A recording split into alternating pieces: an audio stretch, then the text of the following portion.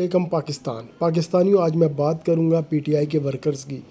بہت ظلم سہے انہوں نے، بہت جب حکمران تھے عمران خان جو حکومت کر رہے تھے، وزیر اعظم تھے، تو بھی وہ ان کے ساتھ تھے یہ پی ٹی آئی کے ورکرز، اور آج جب وہ جیل میں ہیں تو بھی یہ ان کے لیے جی جان سے کوشش کر رہے ہیں۔ اس کی وجہ کیا ہے؟ اس کی وجہ ہے شعور جو کہ ان کے اندر عمران خان نے ڈال دیا ہے، کیونکہ ابھی ہمیں سب پتہ ہے کون اچھا ہے کون برا ہے، کون ہمارے ملک کے لیے اچھا ہے کون برا ہے۔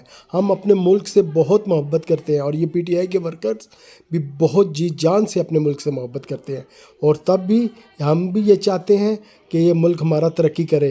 یہ جو حکمران ہمارے سامنے بیٹھے ہوئے ہیں، یہ کئی دفعہ یہ باریاں لے چکے ہیں، انہوں نے اس ملک کا ستیہ ناش ہی کیا ہے۔ یہی وجہ ہے کہ ہمیں یہ پسند نہیں ہے۔ ہمیں پسند ہے تو عمران خان، کیونکہ اس کے دور میں غریب کی بہت مدد ہوئی، اس نے غریب کے بارے میں سوچا۔ وہ کہتا ہے پہلے ہیومن ڈیولپمنٹس کے لیے کام کیا جائے، دکھاوا کا کام نہیں ہونا چاہیے۔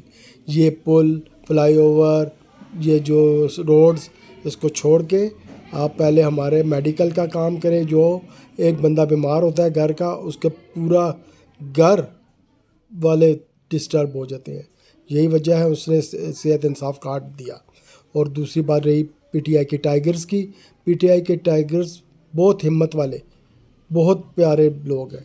اللہ ان کو ایسے ہی ہمت دے ہی رکھے۔ اور تھوڑا سا ٹائم رہ گیا، کوئی اللہ کا نیک بندہ آ گیا، ایک نیک بندہ اللہ کا آ گیا اور اس سیٹ پہ بیٹھ گیا تو سارا نظام سیدھا ہو جائے گا۔